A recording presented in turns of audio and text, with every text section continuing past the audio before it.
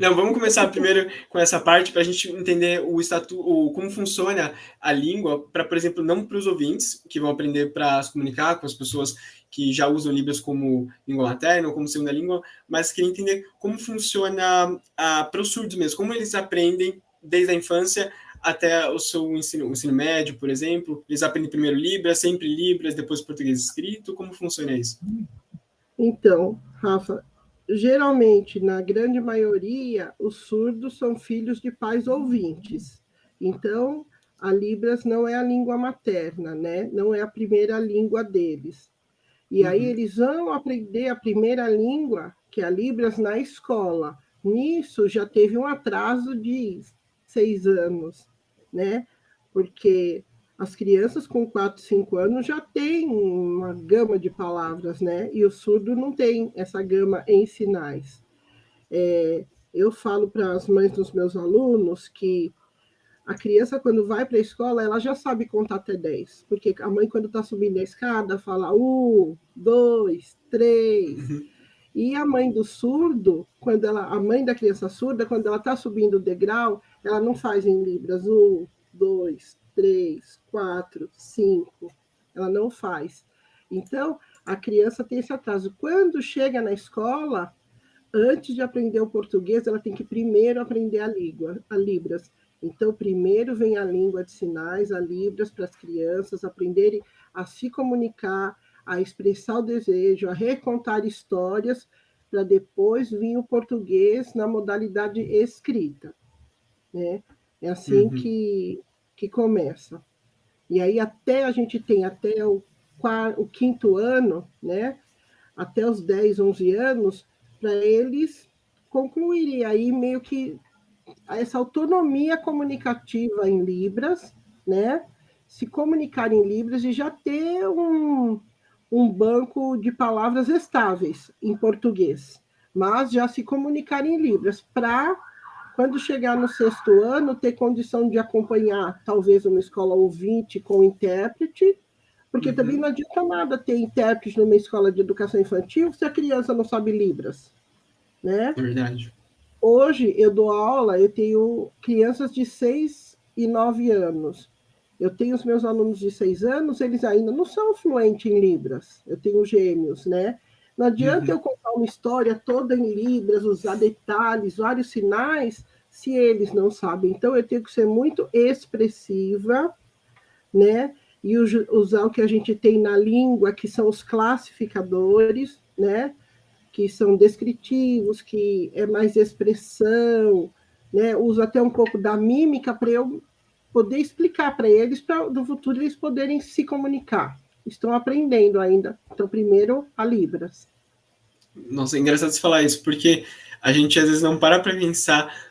Isso eu vejo, por exemplo, a gente pode falar depois sobre o fenômeno da diglossia, né?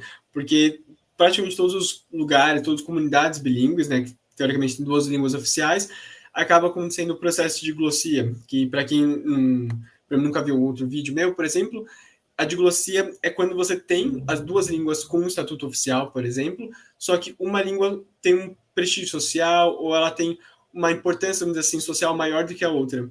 Então, em teoria, por exemplo, a gente pode pensar na região autônoma da Catalunha, na Espanha, para dar um exemplo de uma língua oral. Lá, a língua oficial da Espanha é o espanhol, é o castelhano, e naquela região, a língua oficial também é o catalão. Só que vamos pensar que para se comunicar entre si em casa, as pessoas podem usar o catalão, mas muitas vezes são obrigadas a usar o castelhano para fazer para a comunicação oficial, ou seja, para estar completamente integrada à comunidade espanhola como um todo. E a gente pode pensar isso também na Libras, ou seja, para uma pessoa poder exercer sua cidadania, né, ser parte da população, ela é obrigada a participar de uma língua, no caso, só pela modalidade escrita, que não é dela, só que sem a obrigação das outras pessoas, ou sem a iniciativa, sem o fenômeno das outras pessoas, aprenderem a sua língua também para melhorar essa comunicação. E é o caso que acontece também em algumas comunidades aqui na América do Sul, em que as línguas minoritárias dos povos originários também são oficiais, entre aspas, mas ninguém tem a obrigação de aprender. Quem aprende o espanhol, por exemplo, não tem a obrigação de aprender uma língua dos povos originários. A gente pode pensar o mesmo no caso para as Libras, ou para Libras, né?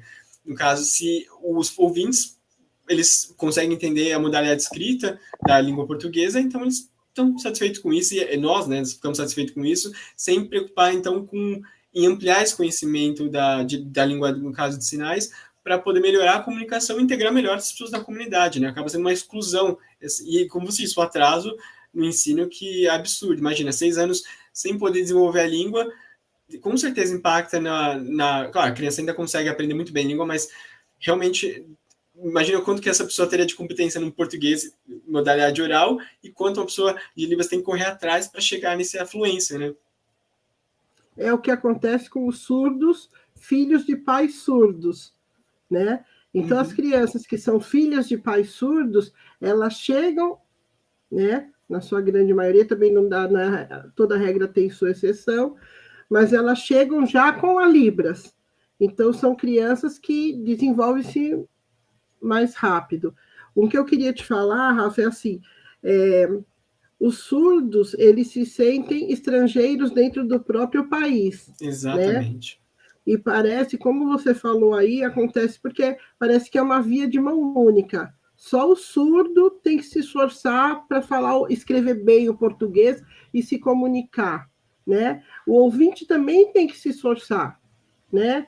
Para falar de frente, para falar devagar, para não cobrar tanto o português, porque não é a obrigação do surdo. Ele não aprende português porque ele não quer, né?